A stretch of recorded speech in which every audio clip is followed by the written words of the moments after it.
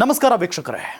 ಅಶ್ವಿನಿ ಪುನೀತ್ ರಾಜ್ಕುಮಾರ್ ಅವರ ಹೆಸರು ಹೇಳಿದ ತಕ್ಷಣ ಒಂದು ಗೌರವದ ಭಾವನೆ ಮೂಡುತ್ತೆ. ಪುನೀತ್ ರಾಜ್ಕುಮಾರ್ ಅನ್ನೋ ಹೆಸರಿದೆಯಲ್ಲ, ಇಡೀ ಕರುನಾಡಿನಾದ್ಯಂತ ರಾರಾಜಿಸಿದಂಥ ಒಂದು ಹೆಸರದು.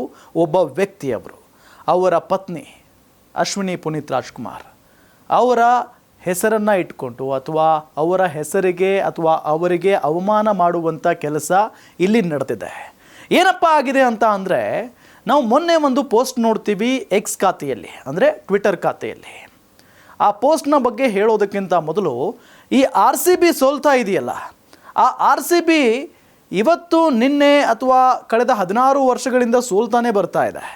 ಆ RCB ಸೋಲಿಗೂ ಆ RCB ಅನ್ಬಾಕ್ಸ್ ಇವೆಂಟ್ ಇತ್ತಲ್ಲ, ಒಂದು ಕಾರ್ಯಕ್ರಮ, ಆ ಕಾರ್ಯಕ್ರಮಕ್ಕೆ ಅಶ್ವಿನಿ ಅವರು ಹೋಗಿದ್ದರು.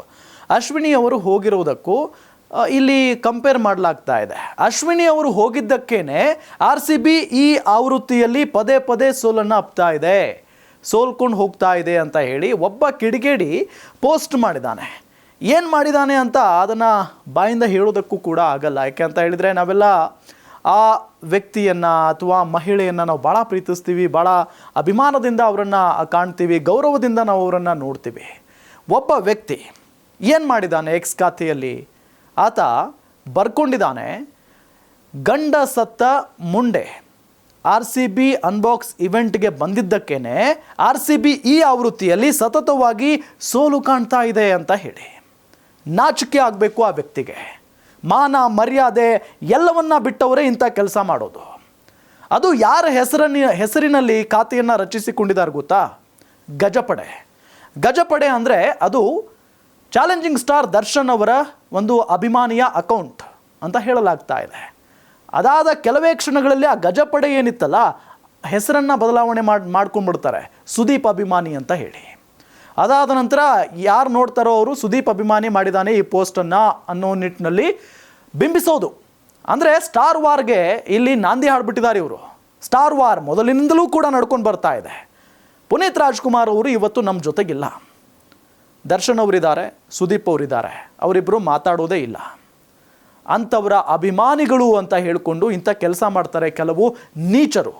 ಆ ನೀಚರ ಮಧ್ಯೆ ಭಾಳ ಒಳ್ಳೆಯ ಜನ ಇದ್ದಾರೆ, ಎಂತೆಂಥ ಅಭಿಮಾನಿಗಳಿದ್ದಾರೆ. ಪುನೀತ್ ರಾಜ್ಕುಮಾರ್ ಅವರಿಗಾಗಲಿ, ದರ್ಶನ್ ಅವರಿಗಾಗಲಿ, ಸುದೀಪ್ ಅವರಿಗಾಗಲಿ, ಅಂಥ ಅಭಿಮಾನಿಗಳ ಹೆಸರನ್ನು ಕೆಡಿಸುವಂಥ ಕೆಲಸ ಇಂಥ ಕ್ರಿಮಿಗಳಿಂದ ಆಗ್ತಾ ಇದೆ. ಜೊತೆಗೆ ಅಂಥ ಅಭಿಮಾನಿಗಳು ನಮಗೆ ಬೇಡ ಅಂತ ಹೇಳಿ ದರ್ಶನ್ ಅವರು ಹೇಳ್ತಾರೆ, ಸುದೀಪ್ ಅವರು ಹೇಳ್ತಾರೆ, ಎಲ್ಲರೂ ಹೇಳ್ತಾರೆ, ಕೆಟ್ಟ ಕ್ರಿಮಿಗಳು ನಮಗೆ ಅಭಿಮಾನಿಗಳು ಆಗೋದು ಬೇಡ ಅಂತ ಹೇಳಿ. ಇಂಥ ಸಂದರ್ಭದಲ್ಲಿ ಕೆಟ್ಟ ಪದಗಳನ್ನು ಯೂಸ್ ಮಾಡಿಕೊಂಡು ಪೋಸ್ಟ್ ಹಾಕ್ಕೊಂಡು ಇಲ್ಲಿ ಭಾಳ ಕೆಟ್ಟದಾಗಿ ಬಿಂಬಿಸುವಂಥ ಪ್ರಯತ್ನ ನಡೀತಾ ಇದೆ. RCB ಸೋಲೋದಕ್ಕೂ ಅಶ್ವಿನಿ ಅವರಲ್ಲಿ ಹೋಗೋದಕ್ಕೂ ಏನ್ರಿ ಸಂಬಂಧ? ಏನು ಸಂಬಂಧ? RCB ಏನು ಇವತ್ತೇ ಹೊಸದಾಗಿ ಸೋಲ್ತಾ ಇದೆಯಾ? ಕಳೆದ 16 ಆವೃತ್ತಿಗಳಲ್ಲೂ ಕೂಡ ಸೋಲ್ಕೊಂಡೇ ಬಂದಿದೆ. ಒಂದೇ ಒಂದು ಬಾರಿನೂ ಕೂಡ ಕಪ್ ಗೆದ್ದಿಲ್ಲ RCB ಅವರು. ನಾವು RCB ಅಭಿಮಾನಿನೇ, ನಾವು ಪುನೀತ್ ರಾಜ್ಕುಮಾರ್ ಅವರ ಅಭಿಮಾನಿನೇ, ನಾವು ಕನ್ನಡ ಅಭಿಮಾನಿಗಳು. ಎಲ್ಲರಿಗೂ ಗೌರವವನ್ನು ಕೊಡೋದು ಕಲಿಬೇಕು. ಆದರೆ ಇಂಥ ಕೆಟ್ಟ ಹುಳುಗಳಿರ್ತಾವಲ್ಲ, ಎಲ್ಲರ ಮಧ್ಯೆ ತಂದಿಟ್ಟು ನೋಡುವಂಥ ಕೆಟ್ಟ ಹುಳುಗಳು, ಅವರನ್ನು ಮಾತ್ರ ಸುಮ್ಮನೆ ಬಿಡಬಾರ್ದು. ಈಗ ಪುನೀತ್ ರಾಜ್ಕುಮಾರ್ ಅವರ ಅಭಿಮಾನಿಗಳು ಪೊಲೀಸ್ ಸ್ಟೇಷನ್ಗೆ ಹೋಗಿ ಕಂಪ್ಲೇಂಟ್ ಕೊಟ್ಟಿದ್ದಾರೆ. ಆ ವ್ಯಕ್ತಿ ಯಾರು ಪೋಸ್ಟ್ ಮಾಡಿದಾನಲ್ಲ, ಅವಹೇಳನಕಾರಿಯಾಗಿ, ಆತನನ್ನು ಸುಮ್ಮನೆ ಬಿಡಬಾರ್ದು, ಆತನನ್ನು ಹಿಡ್ಕೊಂಡು ತಕ್ಕ ಶಿಕ್ಷೆಯನ್ನು ಕೊಡಬೇಕು ಅಂತ ಹೇಳಿ. ಇದರ ಜೊತೆಗೆ ಒಬ್ಬ ಮಹಿಳೆಗೆ ಅವಮಾನ ಆಗಿದೆ.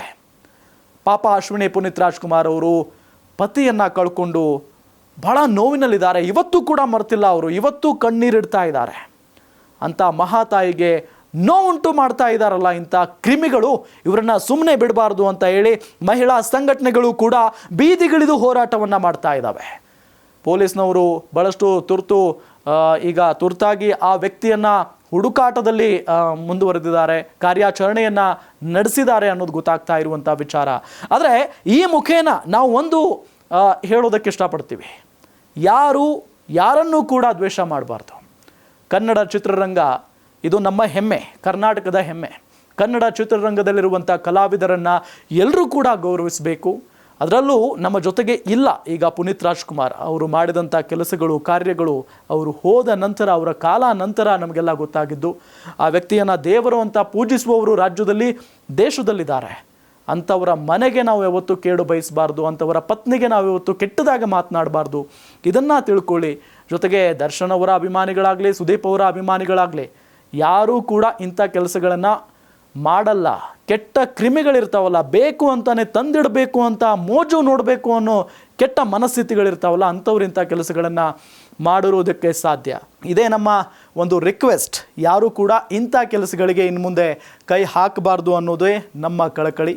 ನೋಡ್ತಾ ಇರಿ ಗ್ಯಾರಂಟಿ ನ್ಯೂಸ್, ಸುದ್ದಿ ಖಚಿತ, ನ್ಯಾಯ ನಿಶ್ಚಿತ. ಗ್ಯಾರಂಟಿ ನ್ಯೂಸ್, ಸುದ್ದಿ ಖಚಿತ, ನ್ಯಾಯ ನಿಶ್ಚಿತ.